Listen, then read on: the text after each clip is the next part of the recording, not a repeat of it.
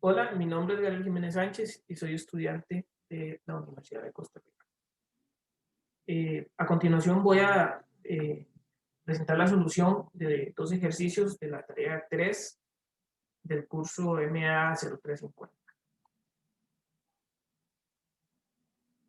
Okay, el primer ejercicio corresponde a demostrar el teorema de Abu.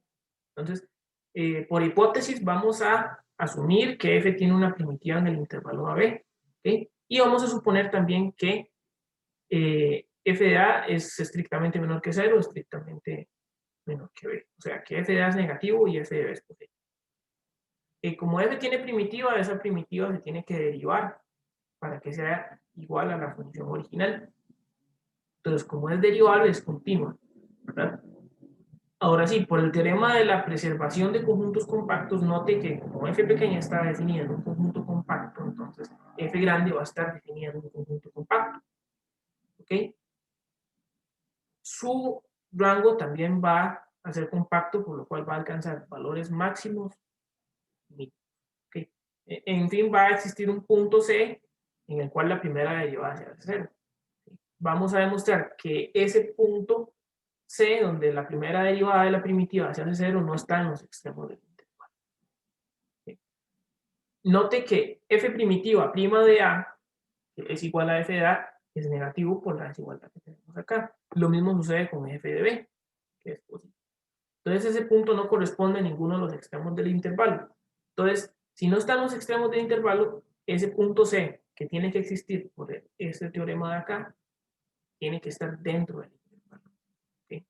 Entonces, la derivada de la primitiva evaluada en C, que es igual a f de C, tiene que ser igual a 0. Entonces ahí ya demostramos el primer resultado.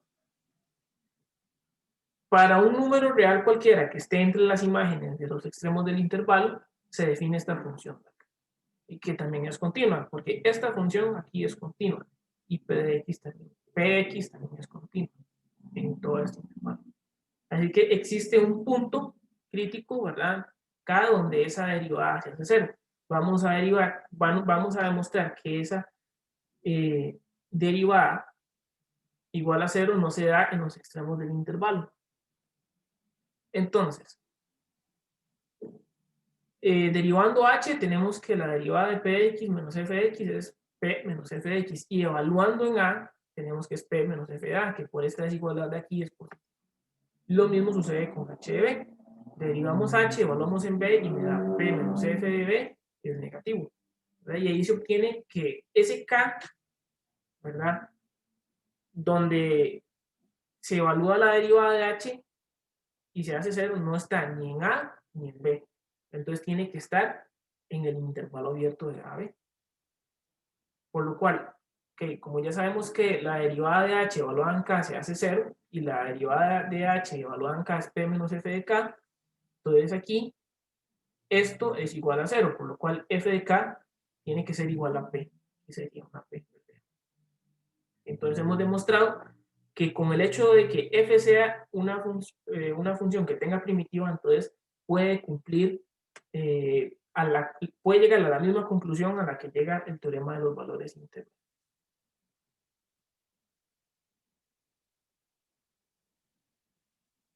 Ahora sí, el segundo ejercicio, ¿okay?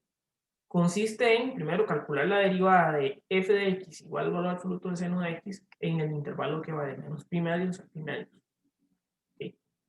Y se va a explicar por qué esta función, al integrarse, o sea, no entra en contradicción con el teorema.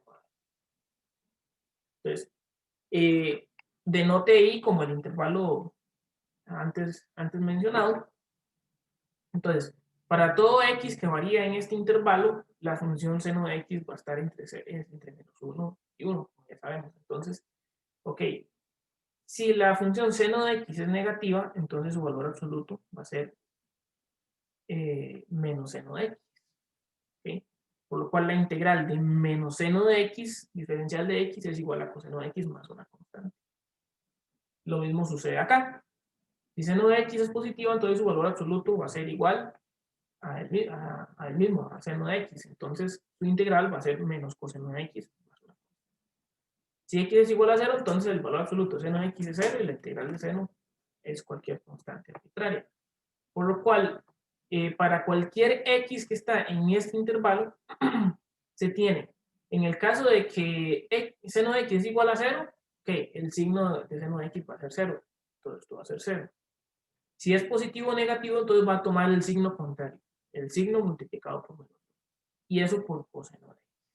¿Okay? Más una constante. Aquí sería más una constante, ¿verdad? Ahora sí. ¿Por qué al integrar la función f de x igual al valor absoluto de seno de x no se entra en contradicción con el teorema de Arrow? Porque esa función es integrable en cualquier subintervalo, de hecho, que no incluya los dos extremos, menos pi medios y pi medios. ¿Ok?